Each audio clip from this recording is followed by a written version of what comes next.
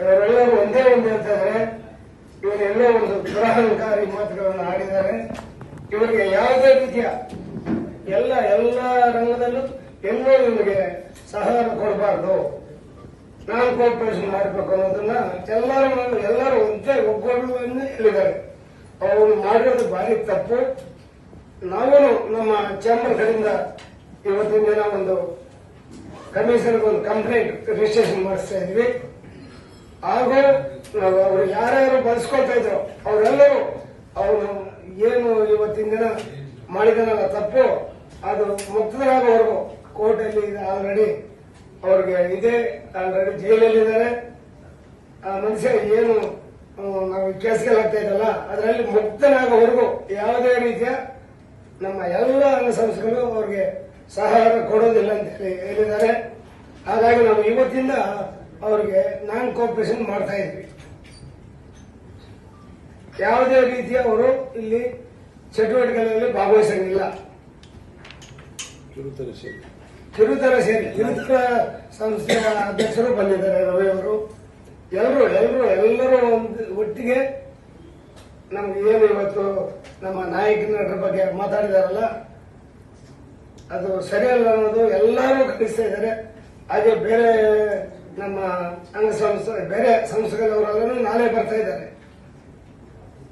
ಹಾಗಾಗಿ ನಾವು ಮೊದಲನೇ ನಮ್ಮನ್ನೆಲ್ಲ ಕರೆದು ಇದನ್ನ ಮಾಡ್ತಾ ಇದ್ವಿ. ಸರ್, ನಾವು ಇವತ್ತಿನ ದಿನ ಎಲ್ಲ ಅಂಗಸಂಸ್ಥೆಗಳನ್ನು ಕರೆದಿದ್ವಿ ಸರ್. ಇದ್ರ ಬಗ್ಗೆ ಏನು ಶಬ್ದಗಳು ಆಡಿದಾರಲ್ಲ ಅದ್ರ ಬಗ್ಗೆ ಒಂದು ಎಲ್ಲ ಅಂಗಸಂಸ್ಥೆಗಳನ್ನು ಕರೆದಿ ಟಿವಿ ಚಾನೆಲ್ನ ಅಧ್ಯಕ್ಷರು ಎಲ್ಲರನ್ನೂ ಕರೆದಿದ್ವಿ, ಮಾತಾಡಿದ್ವಿ. ಅವರು ಎಲ್ಲ ಒಟ್ಟಿಗೆ ಏನ್ ನಿರ್ಣಯ ಅಂದ್ರೆ ಅವನ್ನ ಏನ್ ಕೇಸ್ಗಳು ಹಾಕಿದ್ವಲ್ಲ ಅವೆಲ್ಲ ತೀರ್ಮಾನ ಆಗೋವರೆಗೂ ಯಾವುದೇ ರೀತಿಯ ಅವ್ರಿಗೆ ಸಹಕಾರ ಕೊಡೋದು ಬೇಡ, ನಾನ್ ಕೋಆಪರೇಷನ್ ಮಾಡೋಣ.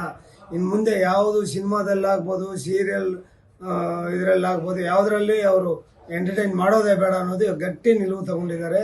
ಎಲ್ಲರೂ ಒಟ್ಟಿಗೆ ಸೇರಿ ಮಾಡಿದ್ದೀವಿ ಇದನ್ನ.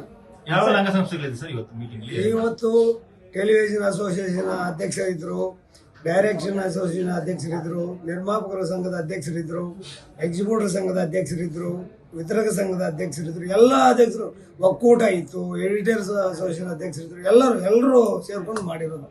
ಈಗ ಅವ್ರ ಸಿನಿಮಾ ರಿಲೀಸ್ ಆಗಿದೆ ಸರ್, ಅದಕ್ಕೆ ಹೆಂಗ್ ಮಾಡ್ತೀರಾ ಸರ್? ಸಿನಿಮಾಗೆ ಯಾವುದೇ ರೀತಿಯ ನಾವು ತೊಂದರೆ ಕೊಡೋದಿಲ್ಲ. ಯಾಕಂದ್ರೆ ಒಬ್ಬ ನಿರ್ಮಾಪಕರು ನಮ್ಮವರೇನೆ, ಅವ್ರ ಗ್ಲಾಸ್ ಆದ್ರೆ ಅದು ಸರಿ ಹೋಗಲ್ಲ ಅಂತೇಳಿ ಯಾವುದೇ ಸಿನಿಮಾ ಅವ್ರದ್ದು ನಡೀತಾ ಇರೋದ್ರಾಗ ಯಾವುದೇ ರೀತಿಯ ನಾವು ತೊಂದರೆ ಕೊಡ್ತಾ ಇಲ್ಲ.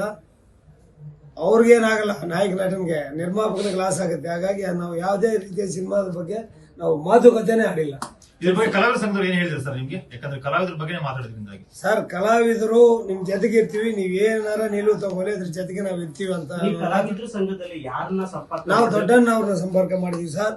ನಾನು ಯಾವ್ದೋ ಒಂದು ಇದಕ್ಕೆ ಹೋಗ್ತಾ ಇದ್ವಿ, ಹೆಲ್ತ್ ಕ್ಯಾಂಪ್ ಇದೆ, ಹಾಗಾಗಿ ನಾನು ಇಲ್ಲಿ ಹಾಜರಾಗೋದಿಲ್ಲ. ನೀವೇನ್ ನಿಲುವು ತಗೊಂಡ್ರು ನಿಮ್ ಜೊತೆಗೆ ಇರ್ತೀವಿ ಅನ್ನೋ ಮಾತು ದೊಡ್ಡಣ್ಣವ್ರು ಹೇಳಿದ್ರು. ಈಗ ಅದ್ರ ಜೊತೆಗೆ ಈಗ ಈ ರಿಯಾಲಿಟಿ ಶೋಗಳ ಮೂಲಕ ಚಾನೆಲ್ಗಳ ಜೊತೆ ಚರ್ಚೆ ಮಾಡಿದ್ದೀರಾ. ಈಗ ಸಿನಿಮಾದಲ್ಲಿ ಎಲ್ಲಾ ಕ್ಷೇತ್ರದಲ್ಲೂ ಕೂಡ ಅವ್ರ ಬಗ್ಗೆ ನೀವೇನು ಅಸಹಕಾರ ಧೋರಣೆ ತೋರ್ಬೇಕು ಅಂತ ನೀವು ಚರ್ಚೆ ಮಾಡಿಲ್ಲ. ಎಲ್ಲ ಚಾನೆಲ್ಗೂ ಬರೀತೀವಿ ಸರ್, ಯಾವುದೇ ರೀತಿಯ ಅವ್ರಿಗೆ ಸಹಕಾರ ಕೊಡಬೇಡಿ.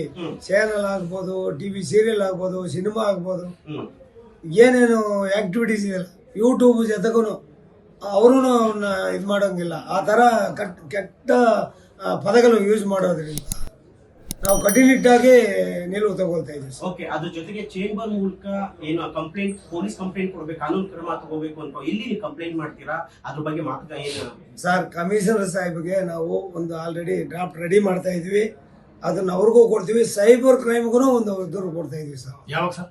ಸರ್, ಈಗಲೇ ಕೊಡ್ತಾ ಇದೀವಿ. ಹಿರಿಯ ನಟರುಗಳ ಬಗ್ಗೆ, ಆಮೇಲೆ ಈ ಹಿಂದೆ ಅಣ್ಣವರ ನಟನೆಯ ಚಿತ್ರಗಳಿಗೂ ಕೂಡ ತುಣುಕುಗಳನ್ನ ಕೆಟ್ಟ ಪದ ಬಳಸಿಕೊಂಡು ಮಾಡಿದ್ರಲ್ಲ, ಅದನ್ನು ಸೇರಿಸಿ ಕೊಡ್ತಾ ಇದೀವಿ. ಆಲ್ರೆಡಿ ಕೊಟ್ಟಿದೀವಿ, ಈಗ ಇನ್ನೊಂದು ಸರಿ ಸೈಬರ್ಗೆ ಮತ್ತೆ ಪೊಲೀಸ್ ಕಮಿಷನರ್ಗೆ ಕೊಡ್ತಾ ಇದೀವಿ ಸರ್. Thank you sir.